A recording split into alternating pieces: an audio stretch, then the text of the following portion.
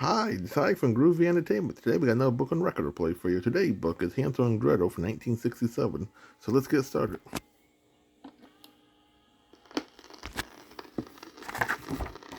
This is a Walt Disney original little long-playing record, and I am your Disneyland story reader. I am going to begin now to read the story of Hansel and Gretel. You can read along with me in your book. You will know it is time to turn the page when Tinker Bell rings her little bells like this.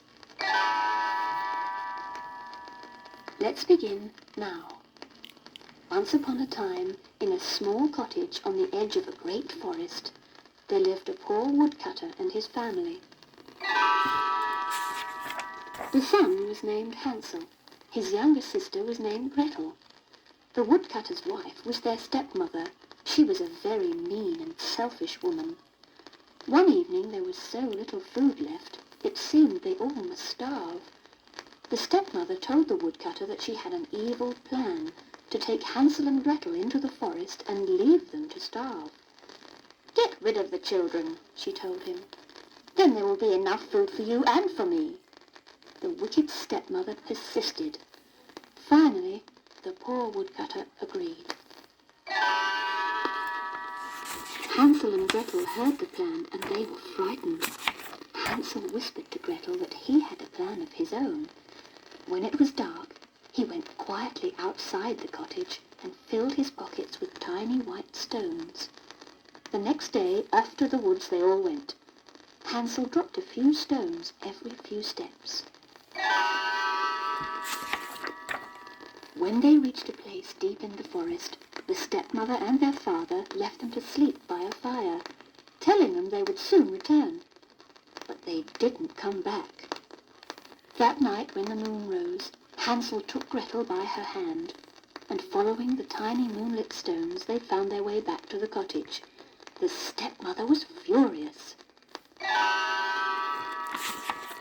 The next morning they all went to the woods again. Hansel had no time to pick up small stones, but he had saved a crust of bread, so he dropped crumbs all along the way to make a trail he could follow out of the forest. The woodcutter and his wife again left the children.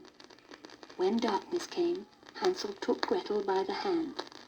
They looked and looked for a trail of breadcrumbs, but birds had eaten all the crumbs. Now they were indeed lost and alone.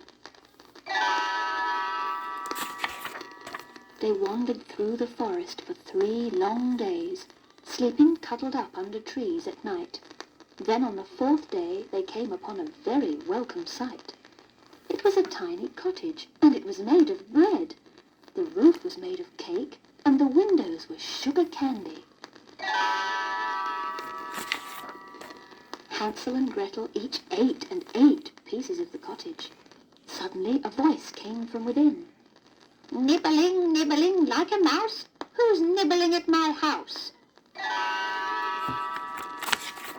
Then out the cottage door came a little old woman.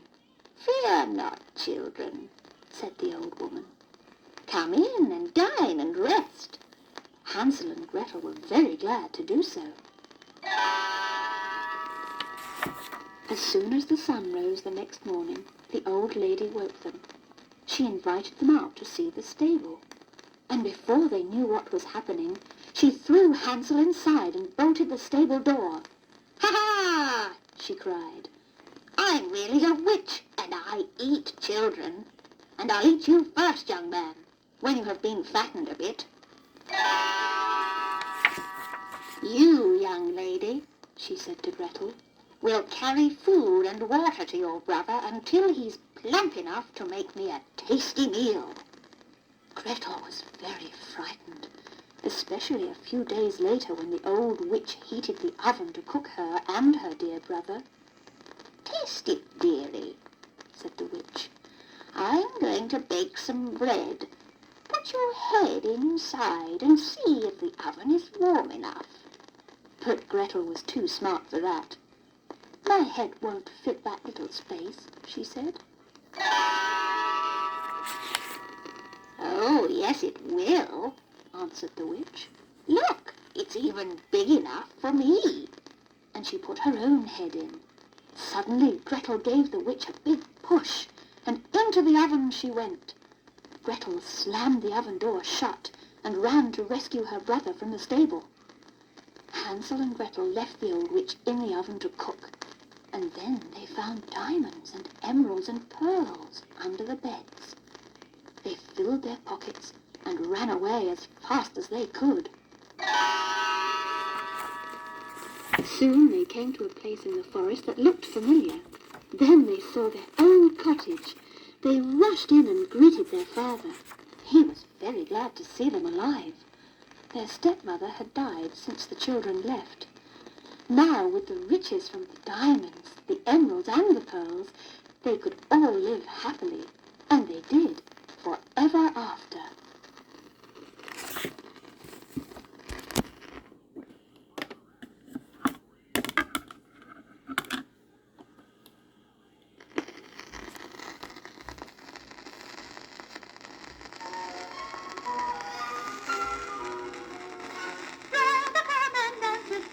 Both the hands I offer thee, right foot first, left foot then, round about and back again.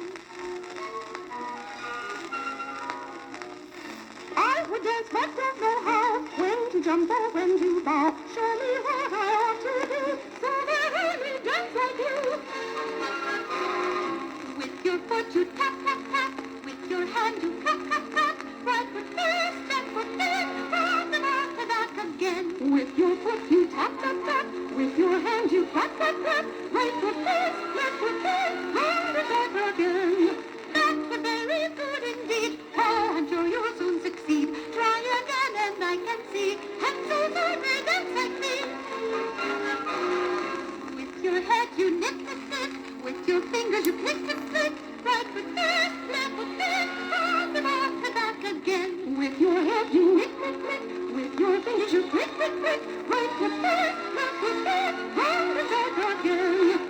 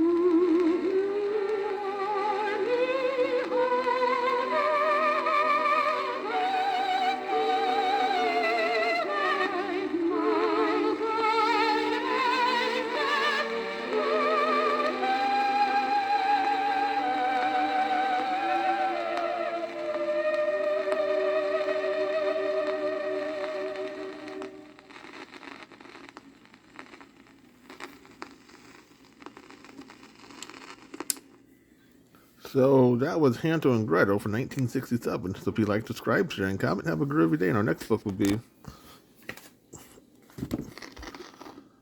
20,000 League Under the Sea.